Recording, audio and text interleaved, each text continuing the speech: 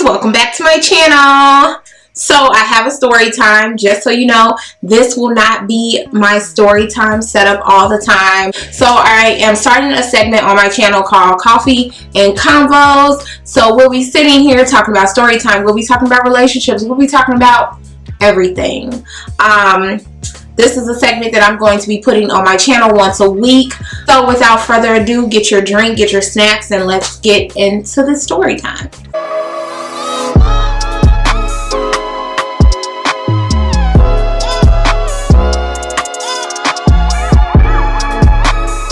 So where do I start? We will name this person. You can tell by the title, it's not a good story time. It's not going to be a lovey-dovey one. This is pretty much me just saying my side of things because a long time has passed. 3 years, almost 3 years has passed since my ex-fiance had called off our wedding. I'm really gonna have to drink on this one. There's no coffee in this cup. Just my trusty old friend Carla Rosa. Just me and her right now. So this goes back 3 years ago. So 3 years ago, I was planning a wedding. Hardcore planning. Like, my mom had bought my dress. That was $2,000. I went on ahead and bought rings. Those rings totaled up to almost $2,000 as well. So money was being spent. Coins, pockets were being opened, and money was being thrown out. Now, we'll call this person Jasmine. So Jasmine and I were living at home with her parents. Her idea, not mine. And basically around the beginning of the year is when things, and I want to say the beginning of 17. In the 17. Getting my years mixed up. In the beginning of 2017, we were living at home with her parents. I tried to have a conversation with her maybe a month after Valentine's Day, and I was like, hey, look, it just seems like our relationship is here, and you're right here, and I'm right here, and our relationship is in the middle, and nobody's there.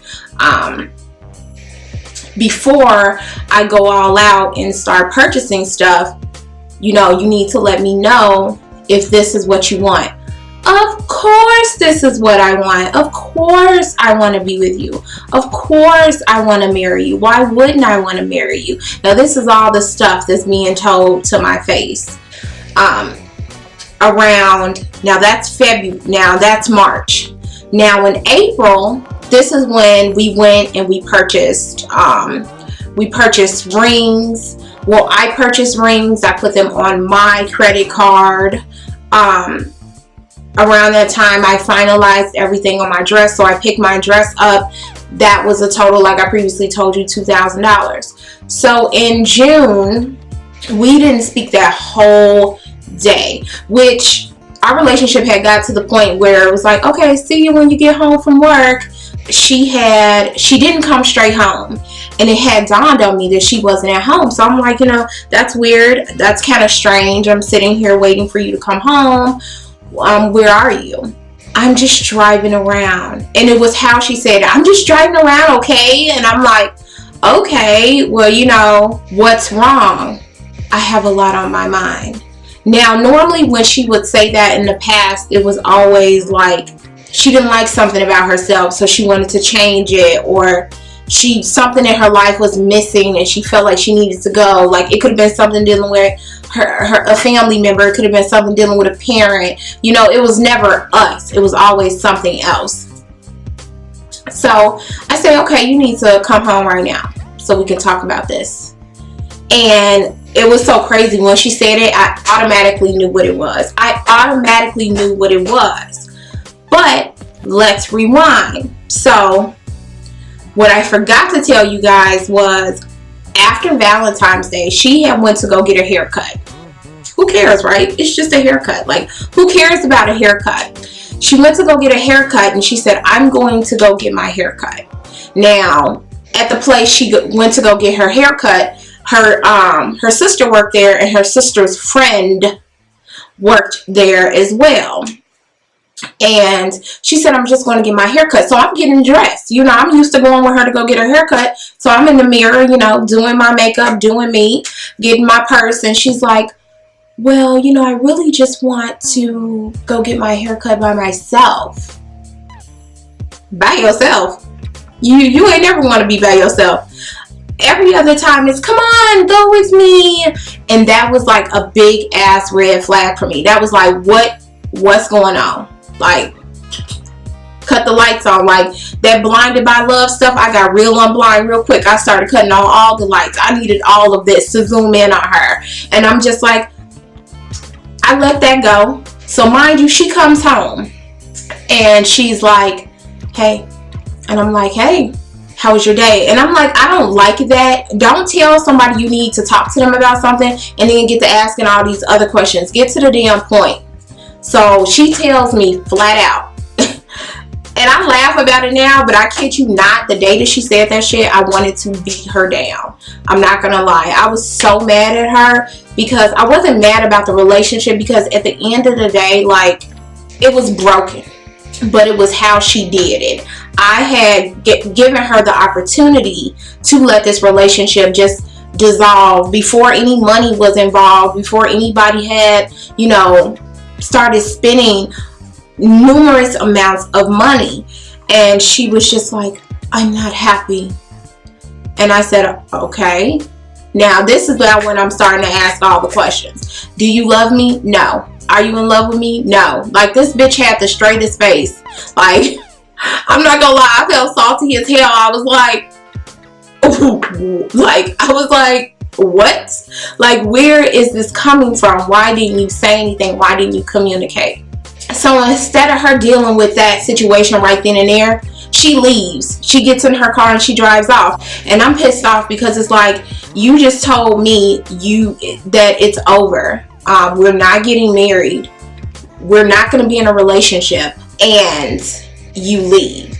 I'm not happy. I don't know what I want. Do you think we should hold off on the wedding?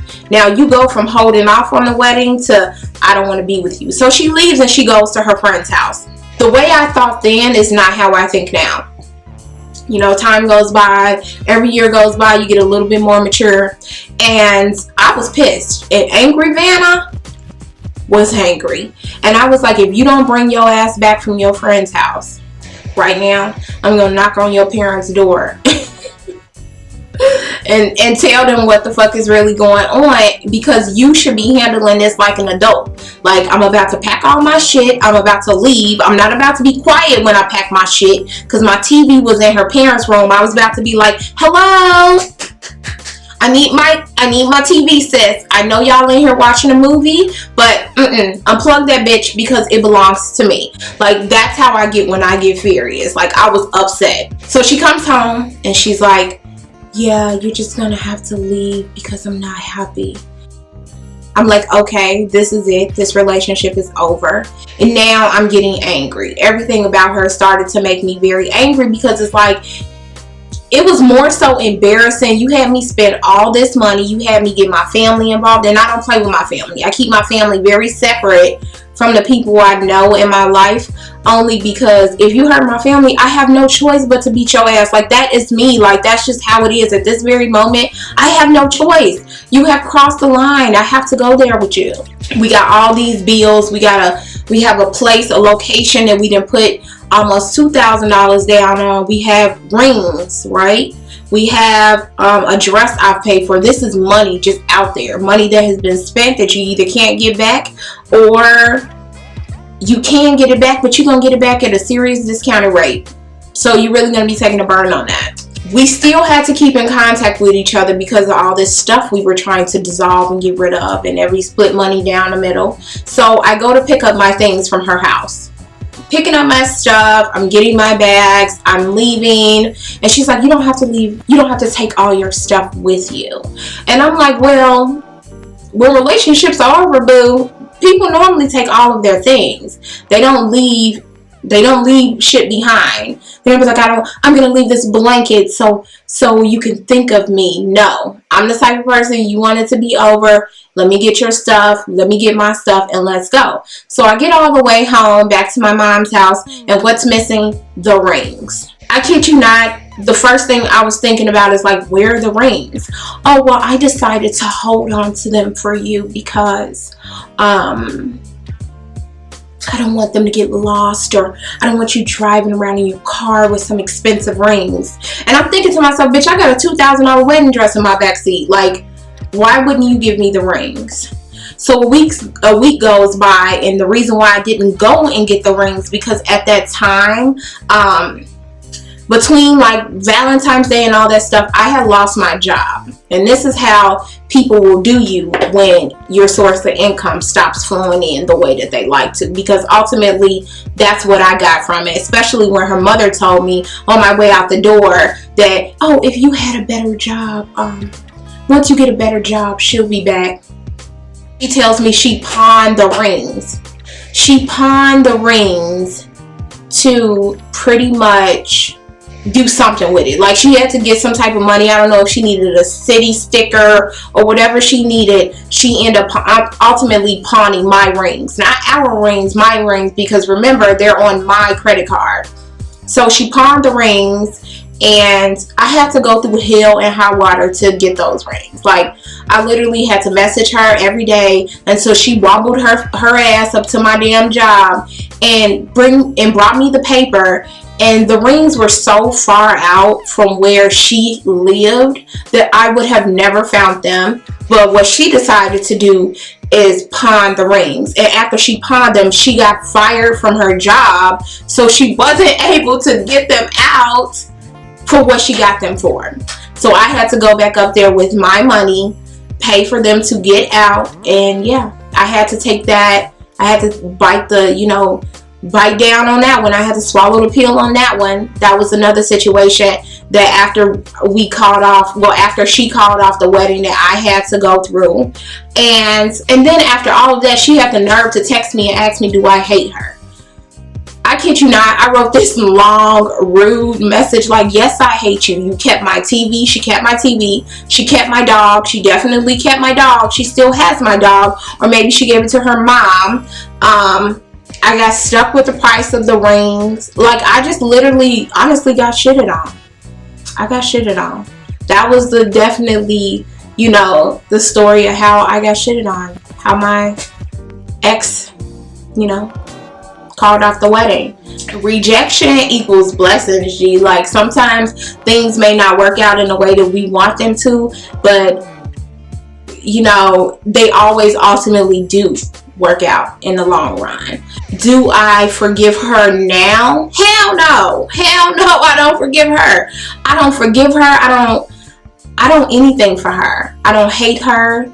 I don't wish her the best. I wish her nothing. And I'm the type of person that if you shit on me like that, I wish you nothing. I won out of that whole situation.